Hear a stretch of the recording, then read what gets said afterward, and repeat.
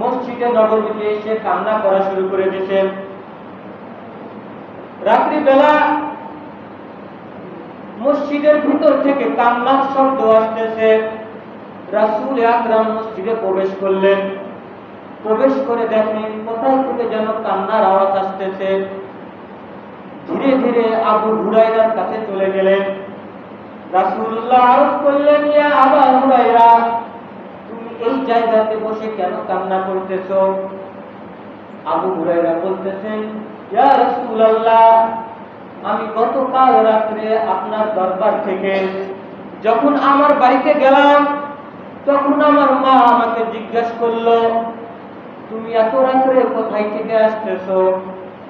আমি বললাম, আমি সাইয়্যিদুল আম্বিয়া রাহমাতাল লিল আলামিন হযরত মুহাম্মদ মুস্তাফা সাল্লাল্লাহু আলাইহি ওয়াসাল্লামের দরবার থেকে আসতেছি। আমার মা আমাকে বললেন, তুমি কেন ওই দরবারে গেছো? তুমি তোমার পিতামাতার এতদিনের বংশ পরম্পরা তুমি নষ্ট করে দিয়েছো। আমরা যেই ধর্মে ছিলাম তুমি সেইখানে গিয়ে আমাদের ধর্মকে ত্যাগ করেছো। এই কথা বলে আমার মা আমাকে শাসন করা শুরু করে দিতে, এক পর্যায়ে আমার গায়ে হাত তুলেছে, আমাকে প্রচন্ড মারধর করেছে। তখন রাসূলুল্লাহ বললেন, আবু হুরায়রা, তুমি কি তোমার মায়ের নামে বিচার দেওয়ার জন্য আমার কাছে আসছো? আবু হুরায়রা বলতেছেন, ইয়া রাসূলুল্লাহ, আমি আমার মায়ের বিচার দেওয়ার জন্য আপনার কাছে আসি নাই। আমি তো জানি রাসূল আকরাম আল্লাহর কাছে যে দোয়া করবেন, আপনি দু হাত তুলে আল্লাহ পাকের কাছে যে দোয়া করবেন, আল্লাহ তাআলার সাথে সাথে সেই দোয়াকে কবুল করে নেবেন। আমি আবু হুরায়রা আপনার কাছে এই জন্যই আসছি, আপনি একটু দু হাত তুলে আমার মায়ের জন্য দোয়া করেন। আমার মা যেন ইসলামের পথে ফিরে আসে, আমার মা যেন আপনার কালিমা পড়ে, আমি আর আমার মা যেন জান্নাতে একসাথে সময় কাটাতে পারি। এই কথা রাসূলুল্লাহ শোনার পরে আবু হুরায়রাকে নির্দেশ দেন, আবু হুরায়রা একটু ওজুর পানি নিয়ে আসো। আবু হুরায়রা ওজুর পানি নিয়ে আসলো। রাসূল আকরাম ওজুর পানিটা নিয়ে ওজু করা শুরু করে দিলেন।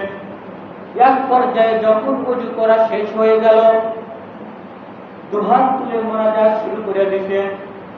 এদিকে আবু হুরায়রা যখন দেখলেন রাসূল আকরাম আল্লাহ পাকের দরবারে মোনাজাত শুরু করে দিয়েছেন, আবু হুরায়রা বাড়ির দিকে দৌড় দিছে।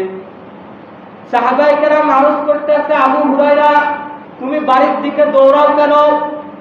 আবু হুরায়রা বলতেছেন, আমি এই জন্য বাড়িতে দৌড় দিছি, আল্লাহর রাসূল আমার মায়ের জন্য দোয়া করতেছে, আমি দেখতে চাই আমি দৌড়ায়া বাড়িতে আগে পৌঁছাই নাকি আমার রাসূলের দোয়া আল্লাহ পাকের আরশে আজিম আগে কবুল হয়ে যায়। সুবহানাল্লাহ। অর্থাৎ আবু হুরায়রা বলতেছেন যে আমি এইটা দেখতে চাই যে আমি বাড়িতে যাওয়ার আগে আমার রাসূলের দোয়া কবুল হয়ে যায় কিনা। এই কথা বলে আবু হুরায়রা বাড়িতে চলে গেছেন। দরজায় খটখট আওয়াজ দিলেন, ভিতর থেকে শব্দ আসলো, একটুখানি দেরি করো। আবু হুরায়রা বুঝতে পারলেন কণ্ঠের মধ্যে কেমন জানি পরিবর্তন হয়ে গেছে, কেমন জানি ইসলামের একটা সুগন্ধি পাওয়া যাইতেছে। আবু হুরায়রার মা দরজাটি খুলে দিলেন।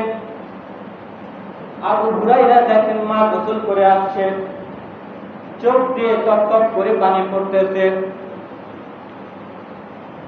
বলতেছেন, আবু হুরায়রা, আমি তো তোমার প্রতি গতকাল রাতে অনেক অত্যাচার করেছি, তুমি তো খারাপ কোন মানুষের কাছে যাও নাই, তুমি তো একটা ভালো মানুষের কাছে গেছো, তিনি তো রাহমাতাল লিল আলামিন, তুমি তার দরবারে গেছো। এমন মানুষের দরবারে তুমি গিয়েছিলা যে মানুষ কোনোদিন কারো কোনো ক্ষতি করে না,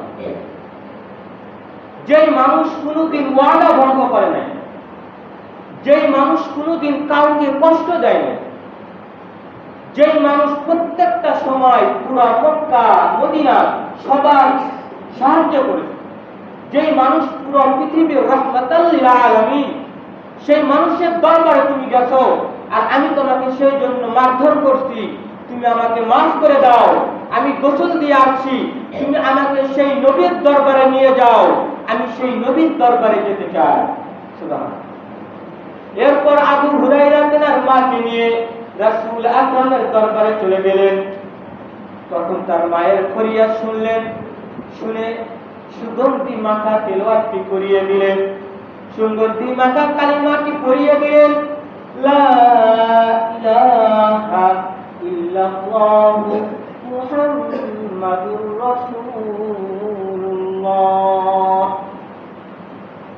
উক্ত কালিমা পড়ার সাথে সাথে আবু হুরায়রার মা ইসলামে প্রবেশ করল এবং ইসলামে উন্নতি ধারা আরো অগ্রসর হল।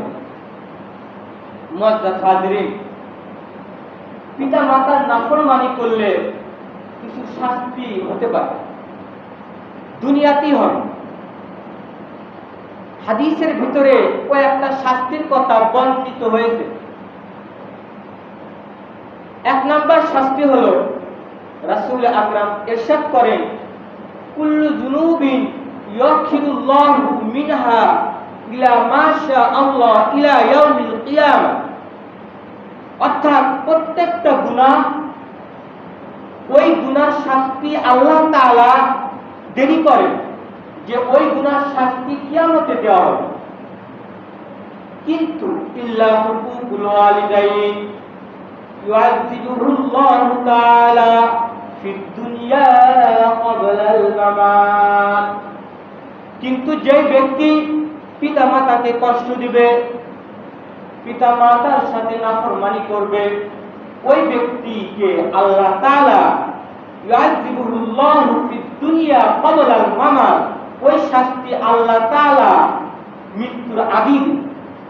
নাম অর্থাৎ প্রত্যেকটা গুনাহ শাস্তি, আমরা যেইগুলো গুনাহ করতেছি এই গুনাহের শাস্তি হবে কিয়ামতের দিবসে হিসাব নিকাশের পর। কিন্তু পিতামাতার সাথে যদি নাফরমানি হয়ে যায়, তাদের সাথে যদি খারাপ ব্যবহার হয়ে যায়, ওই শাস্তি আল্লাহ তাআলা দুনিয়াতেই না। এটা হলো এক নাম্বার শাস্তি। দ্বিতীয় নাম্বার কি ফজিলত হবে পিতামাতার খেদমত করলে? রাসূল আকরাম ইরশাদ করেন, মান আসবাহা কানিতান লিল্লাহি আসবাহা লাহু বাবানে মাফতুহান ওয়া মুগলাকান মিনান নার। অর্থাৎ যে ব্যক্তি রাত্রে বেলা পিতামাতাকে সন্তুষ্ট করে ঘুমিয়ে যাবে,